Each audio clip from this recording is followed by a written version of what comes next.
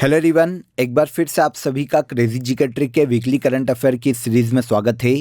आज का ये सेशन आप सभी के लिए काफ़ी इंपॉर्टेंट होने वाला है, क्योंकि आज के इस सेशन में देखिए हम 21 से लेकर 27 अक्टूबर तक के सभी करंट अफेयर को यहाँ पर एक एक करके डिटेल में डिस्कस करने वाले हैं। Top important 25 MCQs current affair को यहाँ पर हमने इंक्लूड किया है, जिनके एग्जाम में आने की संभावना सबसे ज़्यादा है। तो वीडियो को ध्यान से एंड तक देखिएगा और पसंद आए तो लाइक और शेयर कर दीजिएगा। सबसे पहला क्वेश्चन देखिए वीकली करंट अफेयर का। 16वें ब्रिक्स शिखर सम्मेलन 2024 का आयोजन किस शहर में किया जाएगा? देखिए ये जो ब्रिक्स शिखर सम्मेलन है 22 से लेकर 23 अक्टूबर तक इसका आयोजन किया जा चुका है रूस के कजान में। ब्रिक्स के बारे में आप सभी को पता होना चाहिए कि विश्व की 5 उभरती हुई अर्थव्यवस्थाओं वाले देशों का एक समूह है ब्रिक्स। 1 जनवरी 2024 को ब्रिक्स में 5 और नई मेंबर कंट्री इंक्लूड हुई है। पहले 5 सदस्य देशों की बात करें तो ब्राज़ील, रशिया, इंडिया, चाइना और साउथ अफ्रीका ये ब्रिक्स के पहले 5 सदस्य हैं। और अब 1 जनवरी 2024 को मिस्र, ईरान, सऊदी अरब, UAE और इथोपिया ये 5 नए देश ब्रिक्स में इंक्लूड हुए हैं। और इसी के साथ अब ब्रिक्स देशों की संख्या कितनी हो गई है? 10। ब्रिक्स की स्थापना देखिए 2006 में की गई थी और इसका जो पहला शिखर सम्मेलन है वो 2009 में रशिया में ही आयोजित किया गया था। और लास्ट ईयर 2023 में इसका जो 15वां संस्करण है उसका आयोजन दक्षिण अफ्रीका में किया गया था, साउथ अफ्रीका में। अब 16वें ब्रिक्स शिखर सम्मेलन का आयोजन 2024 में रूस के कजान में किया गया।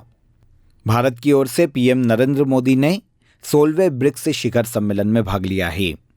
16वां शिखर सम्मेलन रूस के कजान में और 15वां शिखर सम्मेलन 2023 में साउथ अफ्रीका में आयोजित किया गया था। मेंबर कंट्री कितनी है ये भी याद रखिएगा। तो वर्तमान में ब्रिक्स की मेंबर कंट्री है 10। सेकंड क्वेश्चन पर आइए। अक्टूबर 2024 में राष्ट्रीय महिला आयोग की अध्यक्ष किसे नियुक्त किया गया? तो राष्ट्रीय महिला आयोग के बारे में आपको पता होना चाहिए फ्रेंड्स।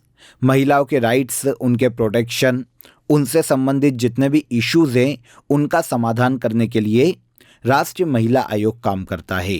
सभी महिलाओं की सुरक्षा सुनिश्चित करना राष्ट्रीय महिला आयोग का मुख्य उद्देश्य है। हाल ही में देखिए अक्टूबर 2024 में राष्ट्रीय महिला आयोग की नवी अध्यक्ष नियुक्त की गई विजया रहाटकर।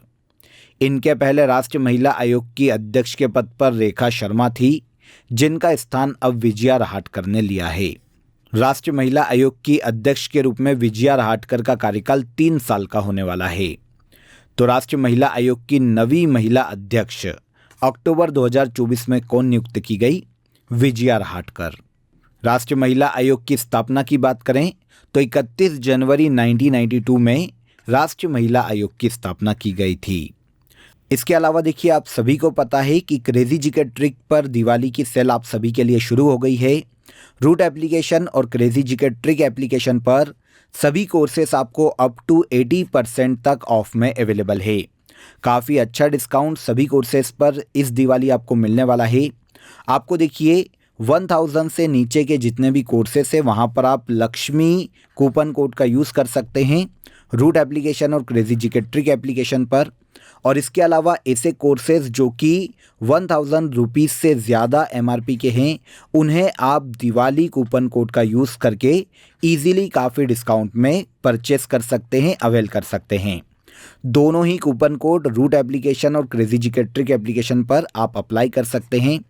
बहुत ही अच्छा डिस्काउंट है, तो बिना देर किए आपको जो भी आपकी नीड है एग्ज़ाम के पॉइंट ऑफ व्यू से आप उसे ज्वाइन कर सकते हैं।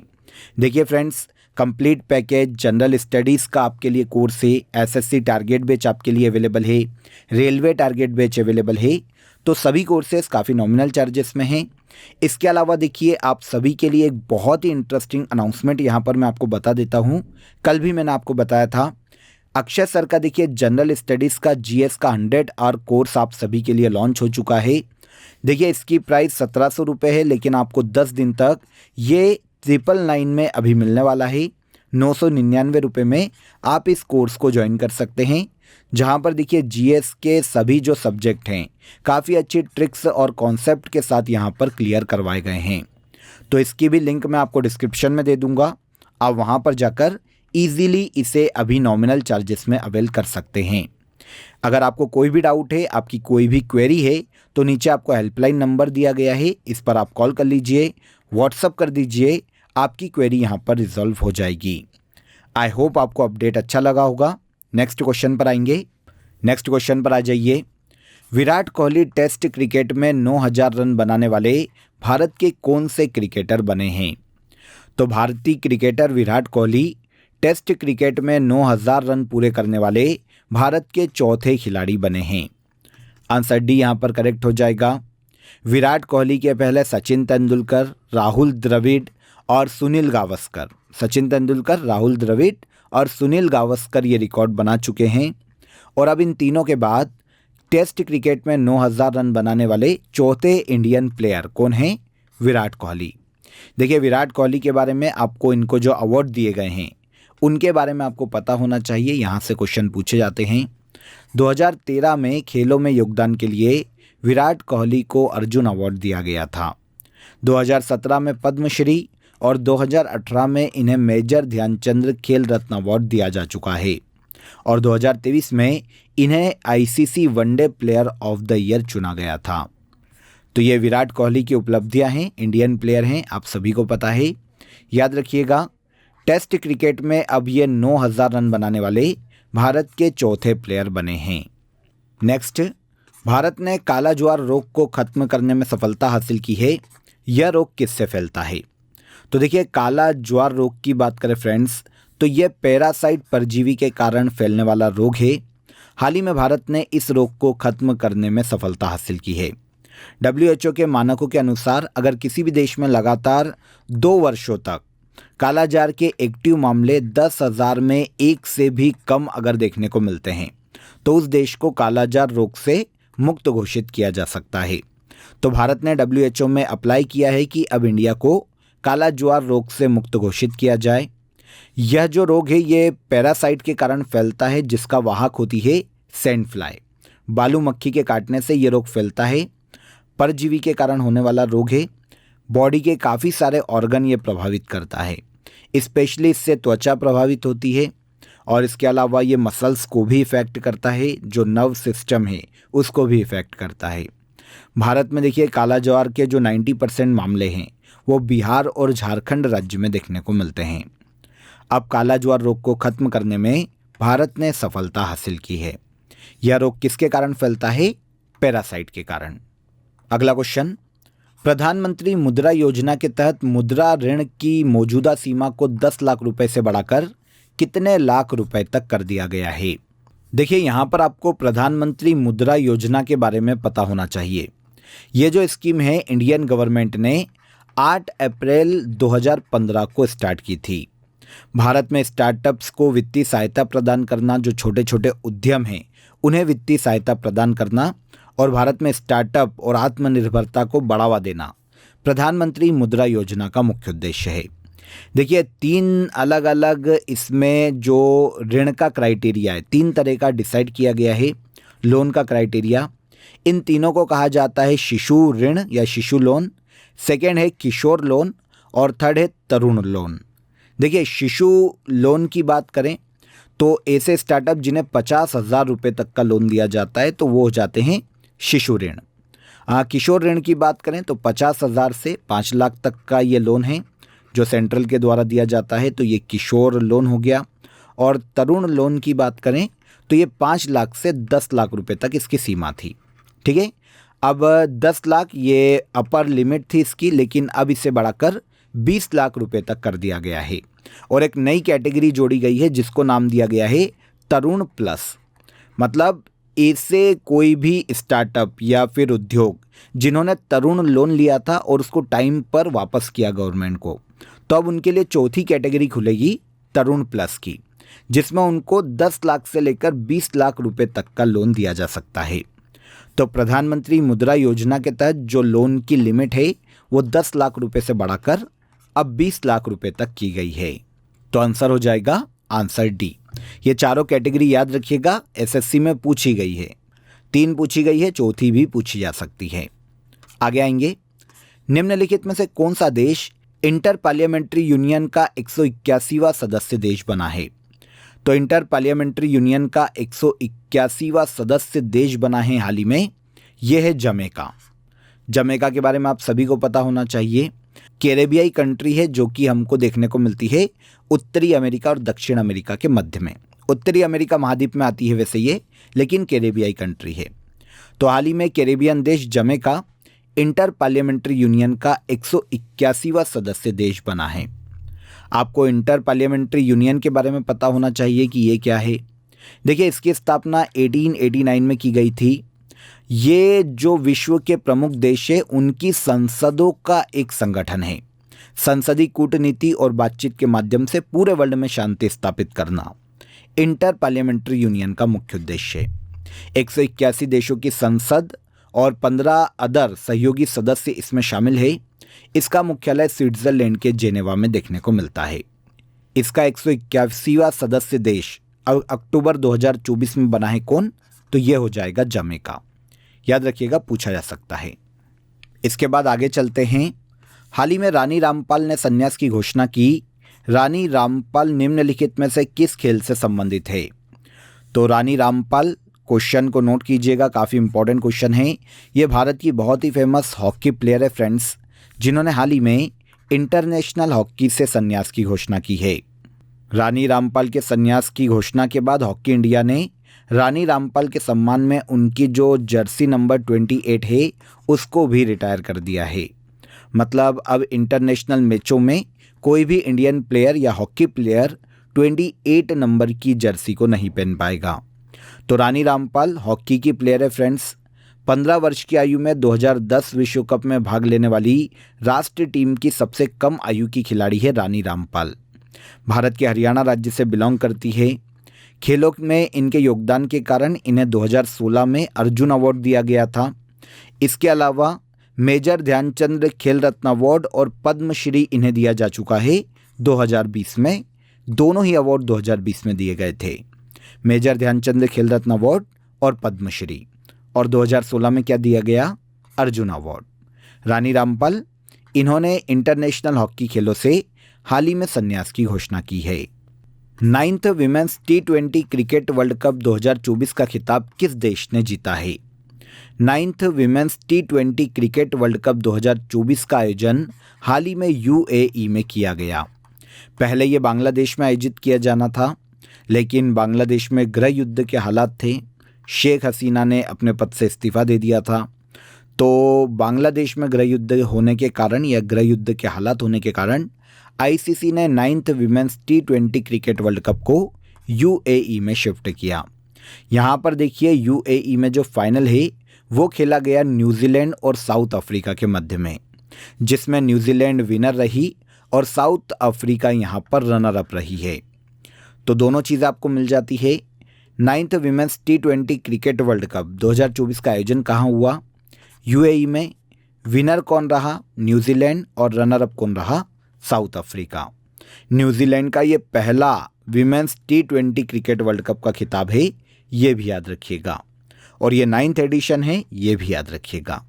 सबसे पहली बार इस वर्ल्ड कप की शुरुआत 2009 में की गई थी और 2024 में आयोजन UAE में हो गया। 2026 में इसका आयोजन किया जाएगा इंग्लैंड में। ठीक है। 9th women's T20 cricket world cup 2024 New Zealand की महिला क्रिकेट टीम ने अपने नाम किया है। आगे चलिए। नौसैनिक अभ्यास नसीर अल बहर भारत और किस देश के मध्य आयोजित किया जाता है? नसीम अल बहर, जो कि एक नेवल एक्सरसाइज है, इसका आयोजन इंडिया और ओमान की नेवी के मध्य में किया जाता है। आंसर ए करेक्ट हो जाएगा। इस साल 2024 में हाल ही में 13 से लेकर 18 अक्टूबर तक नसीम अल बहर नेवल एक्सरसाइज के 14th संस्करण का आयोजन इंडिया और ओमान के मध्य में किया गया। यह 2 फेज में आयोजित किया गया। 13 से 15 अक्टूबर का जो पहला फेज था उसे बंदरगाह चरण का नाम दिया गया और 16 से लेकर 18 अक्टूबर का जो दूसरा फेज था उसे सी चरण या सी फेज का नाम दिया गया, समुद्री चरण। तो इस तरीके से नसीम अल बहर नेवल एक्सरसाइज के 14वें संस्करण का आयोजन भारत और ओमान की नौसेना के मध्य में किया गया। दोनों देशों के मध्य में सबसे पहली बार इसकी शुरुआत 1993 में की गई थी। दोनों देशों के मध्य में आपसी सहयोग स्थापित करना, आपसी तालमेल स्थापित करना नसीम अल बहर नेवल एक्सरसाइज को आयोजित किए जाने का मुख्य उद्देश्य है। किन दो देशों के मध्य में? इंडिया और ओमान के मध्य में। अक्टूबर 2024 में किसने इंडोनेशिया के प्रेसिडेंट पद की शपथ ली? तो अक्टूबर 2024 में इंडोनेशिया के प्रेसिडेंट हाल ही में अपॉइंट किए गए Prabowo Subianto. Answer A correct हो जाएगा। इंडोनेशिया जो कि एक दक्षिण पूर्वी एशियाई देश है और वर्ल्ड की सबसे बड़ी मुस्लिम कंट्री है, इसके हाल ही में 8वें प्रेसिडेंट के रूप में प्राबोवो सुबियांतो ने शपथ ग्रहण की है। दक्षिण पूर्वी एशियाई देश इंडोनेशिया की कैपिटल जकार्ता है और इंडोनेशियाई रुपया यहाँ की ऑफिशियल करेंसी है। इंडोनेशिया के नए प्रेसिडेंट प्राबोवो सुबियांतो नियुक्त किए गए। इनके पहले याद रखिएगा कि 8वें प्रेसिडेंट के पद पर जोको विडोडो थे, जिनके कार्यकाल के खत्म होने के बाद अब इंडोनेशिया के नए प्रेसिडेंट प्राबोवो सुबियांतो नियुक्त किए गए। आंसर हो जाएगा प्राबोवो सुबियांतो। आगे बढ़ते हैं। निम्न में से किसके द्वारा अक्टूबर 2024 में ई श्रम वन स्टॉप सॉल्यूशन लॉन्च किया गया? तो ई श्रम वन स्टॉप सॉल्यूशन इसे हाल ही में देखिए 21 अक्टूबर को union labour and employment minister Mansukh Mandaviya के द्वारा लॉन्च किया गया। यहाँ पर आपको ई श्रम वन स्टॉप सॉल्यूशन के बारे में पता होना चाहिए। देखिए फ्रेंड्स, इसका उद्देश्य असंगठित क्षेत्र के जितने भी श्रमिक हैं उन्हें जो गवर्नमेंट स्कीम है उनका लाभ प्रदान करना है, उनकी जानकारी प्रोवाइड करना है। मतलब एक सिंगल स्टॉप, एक सिंगल विंडो की तरह ई श्रम वन स्टॉप सॉल्यूशन पर सभी असंगठित क्षेत्र के मजदूर रजिस्टर होंगे और वहां पर उन्हें सभी सरकारी योजनाओं का लाभ प्राप्त होगा। असंगठित क्षेत्र के सभी वर्करों को सरकारी योजनाओं को लाभ देने के लिए ई श्रम वन स्टॉप सॉल्यूशन हाल ही में लॉन्च किया गया। निम्न में से किसे इंडियन चैम्बर्स ऑफ कॉमर्स का अध्यक्ष नियुक्त किया गया? पहले यहाँ पर हमें समझना पड़ेगा कि Indian chambers of commerce actual में क्या है। तो देखिए, भारत की जितने भी इंडस्ट्रीज़ हैं, जितने भी कमर्शियल ऑर्गेनाइजेशन हैं, उनका एक संगठन है जिसे इंडियन चैम्बर्स ऑफ कॉमर्स के नाम से जाना जाता है। सभी इंडस्ट्री और कमर्शियल ऑर्गेनाइजेशन की आवाज़ उठाता है ये, जिसे इंडियन चैम्बर्स ऑफ कॉमर्स कहा जाता है। इसकी स्थापना 1925 में कोलकाता में की गई थी और इसका हेडक्वार्टर भी कोलकाता में ही स्थित है। भारतीय उद्योग, व्यापार और कॉमर्स को बढ़ावा देना और उनके हितों का संरक्षण करना इंडियन चैम्बर्स ऑफ कॉमर्स का मुख्य उद्देश्य है। हाल ही में देखिए, इसके नए अध्यक्ष के रूप में अभ्युदय जिंदल की नियुक्ति की गई है। जिंदल स्टेनलेस के मैनेजिंग डायरेक्टर है अभ्युदय जिंदल, जिन्हें इंडियन चैम्बर्स ऑफ कॉमर्स का हाल ही में नया अध्यक्ष अपॉइंट किया गया। हाल ही में प्रधानमंत्री नरेंद्र मोदी ने किस राज्य में अंबिकापुर हवाई अड्डे का शुभारंभ किया? अंबिकापुर हवाई अड्डा ये स्थित है भारत के छत्तीसगढ़ राज्य में। अक्टूबर 2024 में भारत के पीएम नरेंद्र मोदी ने 5 राज्यों के 7 एयरपोर्ट से जुड़े हुए 6100 करोड़ रुपए की परियोजनाओं का इनॉग्रेशन किया है। इनमें देखिए 3 नए एयरपोर्ट का इनॉग्रेशन किया गया और 4 पुराने जो एयरपोर्ट रिनोवेट किए गए थे उनका भी इनॉग्रेशन किया है। नए एयरपोर्ट में एक तो है अंबिकापुर एयरपोर्ट जो कि छत्तीसगढ़ में देखने को मिलता है, रीवा हवाई अड्डा मध्य प्रदेश राज्य में स्थित है और सरसावा सहारनपुर एयरपोर्ट जो कि देखने को मिलता है यूपी में। तो इन तीनों ही एयरपोर्ट का इनॉग्रेशन किया भारत के पीएम नरेंद्र मोदी ने। इनमें से अंबिकापुर हवाई अड्डे की बात करें तो ये कहाँ पर है? छत्तीसगढ़ राज्य में। हाल ही में आए तूफान ऑस्कर से कौन सा देश प्रभावित हुआ? ऑस्कर जो कि एक चक्रवाती तूफान है, इससे प्रभावित होने वाला देश है क्यूबा। हाल ही में देखिए अमेरिका के मियामी में बहामास तट पर हरिकेन ऑस्कर का निर्माण हुआ था। ये बहामास या मियामी क्षेत्र से दक्षिण की ओर बढ़ते हुए इसने सबसे ज़्यादा क्यूबा देश को प्रभावित किया है। उत्तरी अटलांटिक महासागर में ये यूएसए के दक्षिणी तट पर देखने को मिला था। तो तूफान ऑस्कर से हाल ही में क्यूबा देश प्रभावित हुआ है। अत्यधिक बारिश के कारण क्यूबा देश में 10 से ज़्यादा लोगों की मृत्यु हुई थी तूफान ऑस्कर के कारण। नेक्स्ट क्वेश्चन पर आइए। भारत और सिंगापुर की एयरफोर्स के मध्य में संयुक्त सैन्य अभ्यास के कौन से संस्करण का आयोजन किया गया? तो देखिए इंडिया और सिंगापुर की एयरफोर्स के मध्य में आयोजित किया जाता है जॉइंट मिलिट्री ट्रेनिंग। 2024 में हाल ही में अक्टूबर मंथ में पश्चिम बंगाल के एयरफोर्स स्टेशन कलाईकुंडा में जॉइंट मिलिट्री ट्रेनिंग के 12वें संस्करण का आयोजन दोनों देशों के मध्य में किया गया। दोनों देशों के मध्य में आपसी सहयोग को बढ़ाना, युद्ध की तैयारियों को तेज करना और वायुसेनाओं के बीच में जो नॉलेज है, जो टेक्नोलॉजी है, उसका आदान प्रदान करना जॉइंट मिलिट्री ट्रेनिंग को आयोजित किए जाने का मुख्य उद्देश्य है। 2024 में भारत और सिंगापुर की एयरफोर्स के मध्य में जॉइंट मिलिट्री ट्रेनिंग के 12वें संस्करण का आयोजन पश्चिम बंगाल राज्य में किया गया। अनुसूचित जातियों का उपवर्गीकरण करने वाला देश का पहला राज्य कौन सा बना? तो एससी में उपवर्गीकरण मतलब सब कोटा को लागू करने वाला देश का पहला राज्य बना है, ये है हरियाणा। आंसर हो जाएगा आंसर बी। आप सभी को पता होना चाहिए कि अगस्त 2024 में सुप्रीम कोर्ट का एक फैसला आया था जिसमें उसने कहा था कि अनुसूचित जाति और जनजाति, इनमें जो अति पिछड़े लोग हैं जिन्हें सरकारी योजनाओं का लाभ नहीं मिल पा रहा या शिक्षा का लाभ नहीं मिल पा रहा, उनमें भी सब कोटा किया जाना चाहिए उनके आरक्षण के लिए। तो इसीलिए देखिए वंचित अनुसूचित जातियों के रोजगार के क्षेत्रों में जो उनका कम प्रतिनिधित्व है उसको बढ़ावा देने के उद्देश्य से अनुसूचित जातियों का उपवर्गीकरण करने वाला देश का पहला राज्य हरियाणा बना है। हरियाणा में नायब सिंह सैनी के शपथ लेने के बाद जो पहली कैबिनेट मीटिंग हुई थी उसमें हाल ही में यह डिसीजन लिया गया और इस तरीके से अनुसूचित जातियों का उपवर्गीकरण या सब कोटा लागू करने वाला देश का पहला राज्य है हरियाणा। आगे आएंगे, निम्न में से कौन वियतनाम देश के राष्ट्रपति चुने गए? तो वियतनाम जो कि एशियाई देश है, हाल ही में इसके नए प्रेसिडेंट चुने गए हैं Luong Cuong. Answer B correct हो जाएगा। वियतनाम के सैन्य जनरल लियोंग कुओंग को वियतनाम का हाल ही में नया प्रेसिडेंट अपॉइंट किया गया। इनके पहले टो लेम वियतनाम के प्रेसिडेंट के पद पर थे, जिनके हटने के बाद वियतनाम के नए प्रेसिडेंट लुओंग कुओंग अपॉइंट किए गए। वियतनाम के प्रेसिडेंट के रूप में इनका कार्यकाल 2026 तक होने वाला है। वियतनाम की यहाँ पर बात करें तो एक एशियाई देश है, कैपिटल है हनोई और वियतनामी डोंग यहाँ की ऑफिशियल करेंसी है। फॉम मिन वर्तमान में वियतनाम के पीएम के पद पर हैं और अब वियतनाम के नए प्रेसिडेंट कौन बने? Luong Cuong. 8वें प्रवासी भारतीय दिवस 2025 का आयोजन किस राज्य में किया जाएगा? देखिए आपको यहाँ पर यह पता होना चाहिए कि भारत में प्रवासी भारतीय दिवस 9 जनवरी को मनाया जाता है। हर 2 साल में प्रवासी भारतीय दिवस का आयोजन किया जाता है और 2025 में जो 18वां प्रवासी भारतीय दिवस है इसका आयोजन ओडिशा राज्य में किया जाएगा। प्रवासी भारतीय दिवस पहले देखिए 2003 में इसकी शुरुआत की गई थी, तब यह 9 जनवरी को हर साल मनाया जाता था, लेकिन 2015 में यह प्रावधान किया गया, यह डिसीजन लिया गया कि इसे हर 2 साल में एक बार मनाया जाएगा। तो इसीलिए जो 17वां प्रवासी भारतीय दिवस था वो 2023 में मध्य प्रदेश के इंदौर में आयोजित किया गया था और अब 18वां प्रवासी भारतीय दिवस 2025 में ओडिशा के भुवनेश्वर में आयोजित किया जाएगा।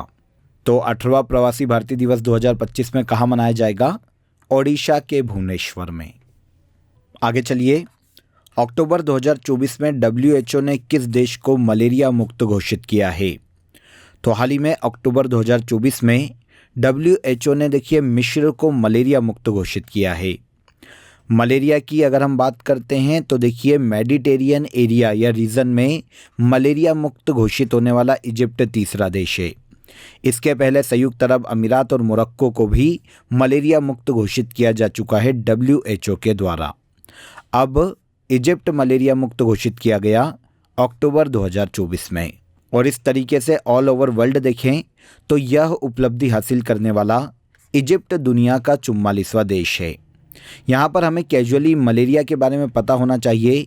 प्लाज्मोडियम प्रोटोजोआ से होने वाली बीमारी है मलेरिया, जिसका वाहक मच्छर है। बुक विटनेस किस भारतीय खिलाड़ी की ऑटोबायोग्राफी है? वेरी वेरी इंपॉर्टेंट, इस क्वेश्चन को आप नोट कीजिएगा, ये एग्ज़ाम में हमें डेफिनेटली देखने को मिलेगा। विटनेस की बात करें तो ये ऑटोबायोग्राफी है साक्षी मलिक की।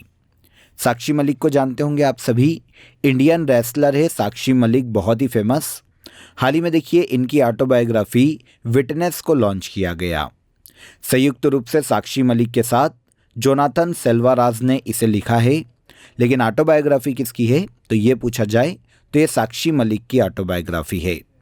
साक्षी मलिक का रेसलिंग करियर कैसा रहा और उन्होंने आगे चलकर रेसलिंग क्यों छोड़ी, इन सभी मुद्दों को अपनी इस बुक में मतलब विटनेस में साक्षी मलिक के द्वारा लिखा गया है। यहाँ पर हम कैजुअली साक्षी मलिक की बात करें तो भारत के हरियाणा राज्य से बिलोंग करती है। 2016 में रियो डी जेनेरियो ओलंपिक में 58 किलोग्राम वेट कैटेगरी में ब्रॉन्ज मेडल इन्होंने अपने नाम किया था।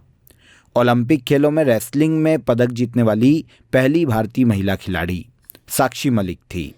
खेलों में इनके योगदान के कारण इन्हें 2016 में मेजर ध्यानचंद खेल रत्न अवार्ड दिया गया और 2017 में इन्हें पद्मश्री से भी सम्मानित किया जा चुका है। तो इन दोनों को ही याद रखिएगा, 2016 में मेजर ध्यानचंद खेल रत्न अवार्ड और 2017 में पद्मश्री। साक्षी मलिक की हाल ही में ऑटोबायोग्राफी का विमोचन किया गया जिसका नाम है विटनेस। नेक्स्ट क्वेश्चन, विश्व पोलियो दिवस कब मनाया जाता है? तो वर्ल्ड पोलियो डे मनाया जाता है 24 अक्टूबर को। पोलियो के प्रति लोगों में जागरूकता फैलाना, पूरे वर्ल्ड में पोलियो के लिए अवेयरनेस लाना वर्ल्ड पोलियो डे मनाए जाने का मुख्य उद्देश्य है।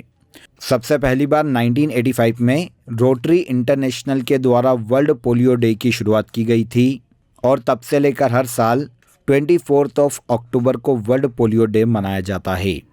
देखिए ये जो दिन है 24 अक्टूबर, ये जोनास सॉल्क का जन्म दिवस है जिसने सबसे पहली बार 1955 में पोलियो की वैक्सीन की खोज की थी। इंजेक्शन के रूप में पोलियो का टीका खोजा था जोनास सॉल्क ने। इनके जन्म दिवस 24 अक्टूबर को वर्ल्ड पोलियो डे के रूप में मनाया जाता है। इसके अलावा देखिए 24 अक्टूबर को ही यूनाइटेड नेशन डे के रूप में भी ऑब्जर्व किया जाता है। विश्व स्वास्थ्य संगठन ने भारत के पहले टाइफाइड टीके को मंजूरी प्रदान की। पहले टाइफाइड टीके का नाम क्या है? तो WHO ने हाल ही में भारत के पहले टाइफाइड टीके ज़ाइवेक TCV को मंजूरी प्रदान की है। आंसर डी यहाँ पर करेक्ट हो जाएगा। जाइडस लाइफ साइंसेस लिमिटेड की यह वैक्सीन है जिसे WHO ने वैश्विक सूची में शामिल किया है और हाल ही में मंजूरी प्रदान की है।